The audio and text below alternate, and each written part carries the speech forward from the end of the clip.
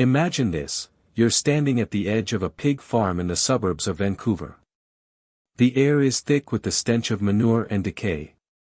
Somewhere beneath your feet, buried in the mud and mixed with animal waste, are the remains of dozens of women. Their bodies fed to pigs. Their belongings scattered like garbage across 18 acres of nightmare. Their screams silenced forever in a slaughterhouse that became a tomb. This isn't a horror movie. This isn't fiction. This is the true story of Robert Pickton, a man who turned his family's pig farm into Canada's most gruesome killing ground. A monster who confessed to murdering 49 women but was only convicted of 6. A predator who operated for over 2 decades while police looked the other way. What you're about to hear will disturb you. It will anger you. It will make you question how something this evil could happen in a modern, civilized country. But these stories need to be told. These women need to be remembered. Because what happened on that pig farm in Port Coquitlam wasn't just murder, it was systematic extermination, enabled by police negligence and society's indifference toward the most vulnerable. Welcome to the story of Robert William Pickton, the pig farmer killer, the butcher, Canada's worst serial killer. Robert William Pickton was born on October 24, 1949, in Port Coquitlam, British Columbia, a quiet suburban area just 17 miles east of Vancouver.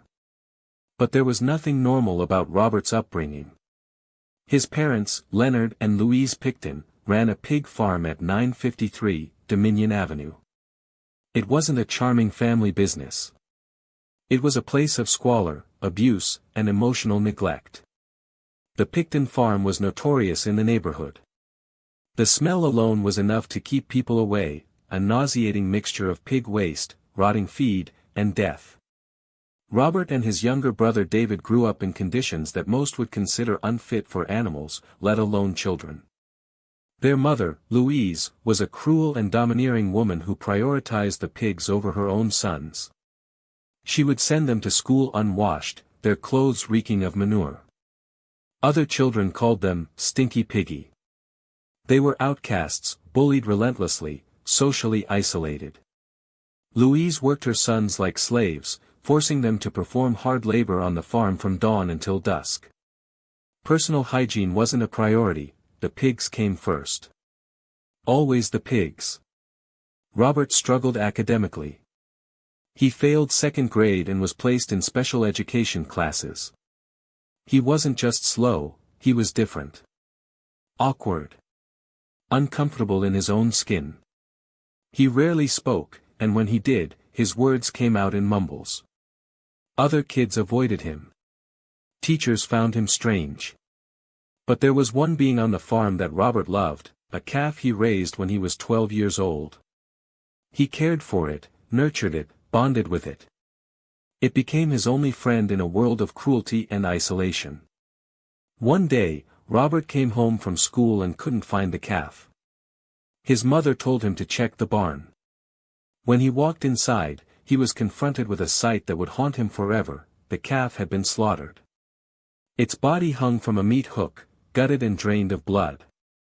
Psychologists would later theorize that this moment was pivotal. It taught Robert that life, especially life that he cared about, was disposable. That love could be violently stripped away. That death was just another day on the farm. Robert dropped out of school in 1963 at the age of 14. He began working as a meat cutter, learning the butcher's trade, how to slice through flesh, separate bone from muscle, drain blood efficiently. For nearly 7 years, he honed these skills before returning to work full-time on the family farm. His father died in 1978. His mother followed a year later in 1979. With both parents gone, Robert and his brother David inherited the farm. They sold off parcels of land to developers, pocketing over $5 million Canadian dollars. They were suddenly wealthy, but Robert's life didn't change much. He still lived in squalor. He still avoided social interaction. He still smelled like pig shit. But now, he had money. He had property. And he had freedom. In the 1990s, Robert and David began hosting parties at the farm. They converted an old slaughterhouse into a makeshift nightclub called Piggy's Palace. These weren't small gatherings. Events at Piggy's Palace attracted up to 2,000 people, including politicians, business figures, and members of the Hells Angels motorcycle gang. The parties were wild. Alcohol flowed freely. Drugs were everywhere. Sex workers from Vancouver's notorious Downtown Eastside were bussed in to entertain guests. It was chaos, a hedonistic circus held in a building that once ran red with animal blood. Robert Pickton registered Piggy's Palace Good Times Society as a non-profit charity with the Canadian government in 1996, claiming it was created to organize events for service organizations and worthy groups. In reality, it was a front. A way to legitimize the debauchery happening on the farm. Local authorities tried to shut it down for violating zoning laws. The Picktons ignored them. After they held a massive New Year's Eve party despite legal warnings, officials issued an injunction banning future events. The charity's nonprofit status was revoked when they failed to produce financial records. Piggy's Palace was officially closed. But Robert didn't stop bringing people to the farm. Especially women. Vancouver's Downtown Eastside, a predator's paradise. To understand how Robert Pickton was able to kill so many women, you need to understand the Downtown Eastside of Vancouver. This 10-block area was, and still is, one of the most impoverished neighborhoods in Canada. It's a place where addiction, homelessness, and desperation intersect. A place where women sell their bodies to survive. A place where people disappear, and nobody notices. Or rather, nobody cares. Throughout the 1980s and 1990s, women from the Downtown Eastside began vanishing. Most were sex workers. Many were Indigenous. Nearly all struggled with addiction. One by one, they disappeared into the night, and the world moved on without them. Their families reported them missing. Activists raised alarms. Community members demanded action. But police dismissed the disappearances. They claimed these women were transient. That they had probably just moved to another city. That they weren't really missing, they were just living unstable lives. This was victim blaming at its most insidious. Because these women had addiction issues, because they engaged in sex work, because many were Indigenous, their lives were deemed less valuable. Their disappearances less urgent. And Robert Pickton knew this. Pickton specifically targeted the most vulnerable women in Vancouver. Women society had already forgotten. Women nobody would miss. He would drive his beat-up truck into the Downtown Eastside in the middle of the night. He'd cruise slowly through the streets, scanning for women working the corners. When he found one, he'd offer money, sometimes for sex, sometimes just for company. He promised a warm place to sleep, drugs, alcohol. Whatever they needed. The women would get into his truck, desperate for the money or the escape from the cold streets. And Pickton would drive them back to the farm. What happened next is almost too horrific to describe. Once on the farm, Pickton would take the women to his trailer or the old slaughterhouse building. He would handcuff them. Torture them. And ultimately, kill them. But he didn't just kill them. He butchered them, using the same techniques he learned as a meat cutter. He drained their blood. He dismembered their bodies. He disposed of the remains using the farm's industrial meat grinder and fed parts to his pigs. Some remains were buried on the property. Others were incinerated. Some were literally consumed by the animals. In one of the most disturbing revelations from the investigation, authorities discovered that Pickton may have mixed human remains with pork and sold it commercially. Yes, human flesh may have entered the food supply. The British Columbia Health Authority issued a public warning in 2004, though they tried to downplay the risk. A witness named Lynn Ellingson later came forward, claiming she had seen Pickton years earlier with a woman's body hanging from a meat hook in the slaughterhouse. She said he was skinning her like an animal. Ellingson admitted she didn't report it out of fear for her own life, and because she had blackmailed Pickton over it on multiple occasions. The most infuriating part of the Robert Pickton story isn't just what he did, it's how long he was allowed to do it. In March 1997, 5 years before his arrest, Pickton was charged with attempted murder after stabbing a sex worker named Wendy Lynn Eistetter 4 times during an altercation at the farm. Eistetter managed to escape, disarm Pickton, and stab him with his own weapon. She ran for help covered in blood. Both ended up in hospitals that night. Police had a clear case: attempted murder, a violent assault, a sex worker nearly killed on a pig farm where women were disappearing. But prosecutors dropped the charges.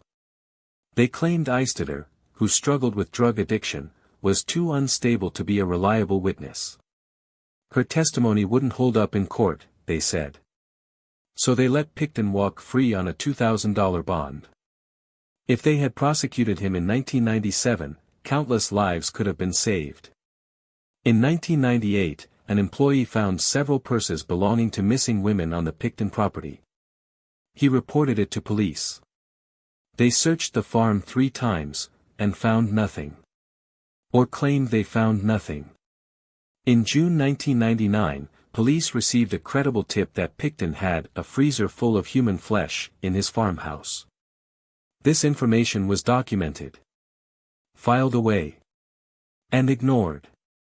By the late 1990s, the disappearances had reached epidemic levels. Over 69 women from the Downtown Eastside were missing. Families were desperate for answers. Activists were demanding action. The media was finally starting to pay attention. And still, police did nothing. Detective Kim Rossmo, a geographic profiler with the Vancouver Police Department, tried to sound the alarm in 1998. He analyzed the disappearances and concluded there was almost certainly a serial killer operating in the area. He urged his superiors to take the case seriously, to dedicate resources, to investigate thoroughly. He was ignored. Marginalized. Eventually pushed out of the department. Years later, after Pickton's arrest, Rossmo would be vindicated, but it was too late. The damage was done. The women were dead. Racism, sexism, and systemic failure. Why did police fail so catastrophically? The answer is ugly but undeniable, because the victims were considered disposable.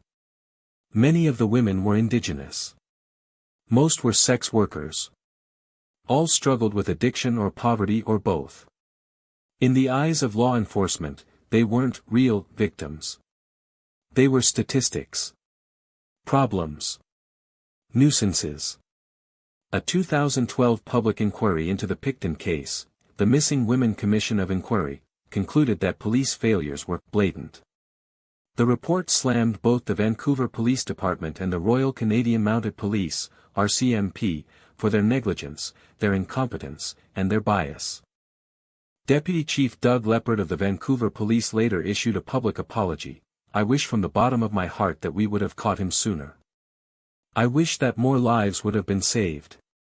So on behalf of the Vancouver Police Department, I would say to the families, we are sorry. But sorry doesn't bring the dead back. On February 6, 2002, police executed a search warrant at the Pickton farm, not for murder, but for illegal firearms. What they found changed everything. Personal items belonging to missing women were scattered across the property: purses, ID cards, clothing, jewelry. The farm was sealed off immediately. A joint task force of RCMP and Vancouver Police was assembled. It would become the largest crime scene investigation in Canadian history. Robert and David Pickton were both arrested. David was released shortly after. Robert was held on weapons charges while investigators began the painstaking process of excavating the farm. On February 22, 2002, Robert Pickton was formally charged with 2 counts of first-degree murder in the deaths of Serena Abotswe and Mona Wilson. But this was just the beginning. The excavation, unearthing hell. For nearly 2 years, forensic teams worked on the Pickton property. They brought in heavy equipment, conveyor belts, soil sifters, cadaver dogs. They sifted through 18 acres of mud, pig waste, and decay, searching for traces of human remains. The farm was a nightmare landscape. Everywhere they dug, they found evidence of death. Bone fragments. Teeth. Personal belongings. DNA. Forensic analysis was extraordinarily difficult. Many bodies had been left to decompose. Others had been eaten by pigs or passed through industrial grinders. Some remains were incinerated beyond recognition. By the time the excavation ended in November 2003, the investigation had cost 70 million Canadian dollars.